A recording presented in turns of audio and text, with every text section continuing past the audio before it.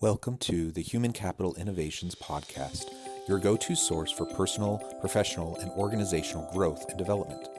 We hope you tune in often for all things people management, organizational development and change, organizational leadership, and social impact related. Maximize your personal and organizational potential with Human Capital Innovations Podcast.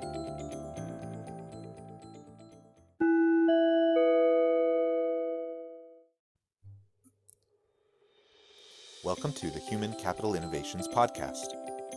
In this HCI Podcast episode, Dr. Eric Russell, HCI Research Associate, shares this week's leadership nugget about listening and the role of silence in decision-making and leading others.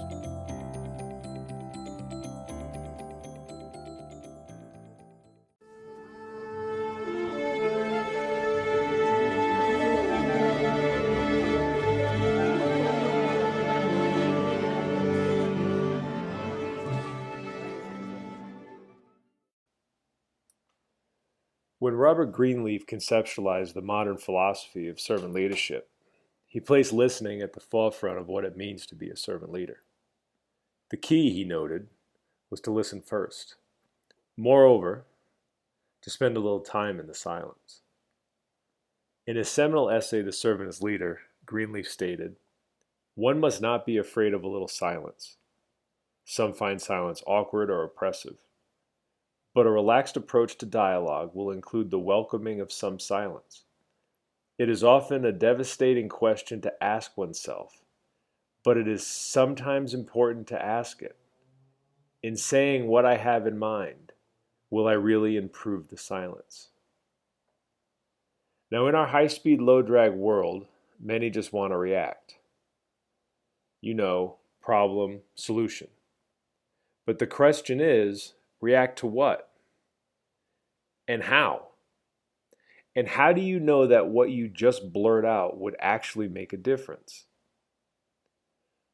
Most things, with the exception of a few specific career fields, are not usually an emergency and don't call for split-second decisions. The plane isn't about to go down and the building isn't about to blow up. The problem, however, is we have been programmed. Because of modern technological advances, it has psychologically turned everything immediate. You don't have to look any further than Amazon Prime or a Google search engine to understand this. The ability to have spontaneous real-time information and instant multiple communication modalities have made what was seemingly ordinary in the past urgent. Yet, as I said before, they're not urgent, and you have time to listen. Think of listening like walking down a wooded path. The path itself is walled in by a deep forest, and you really can't see a thing.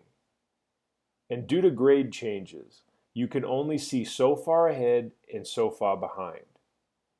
Yet, as you get closer to the end of the path, where it opens up to an awe-inspiring clearing, the forest gives way and you eventually get to see everything.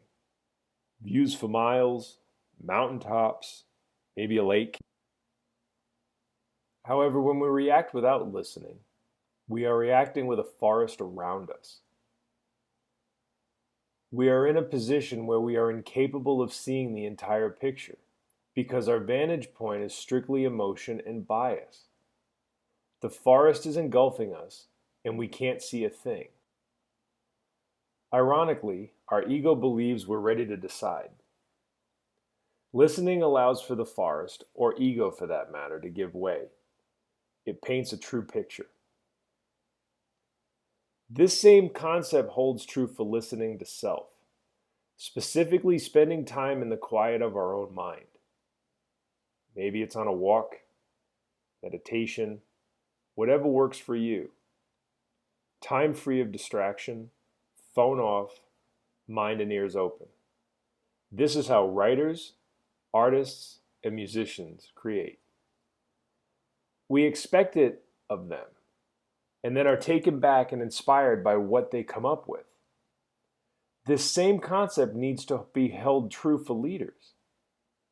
They need to demand the quiet, the silence, They need it because their organization needs it. They need it because their people need it. Alone in the darkness, I like to say, the darkness of our own thoughts, when it's just you, your pillow, and maybe the boogeyman in the closet. A time for imagination, a time for realization, a time for inspiration, a time to figure out how to get him to go away. When you're surrounded by forest, i.e. noise, the unknowns, the operations, the needs, the conversations of people, you cannot listen to self.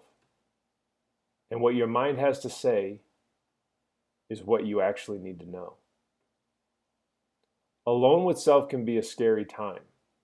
You have to deal with that boogeyman in front of you, i.e. your thoughts. You can't convince your mind otherwise because it's impossible to deceive yourself since you know the real truth. Within the silence, lying to yourself is like cheating at solitaire. It's a destructive behavior that can lead to lasting damage. You have to have the courage to be able to stand alone and listen to the vital truths of silence.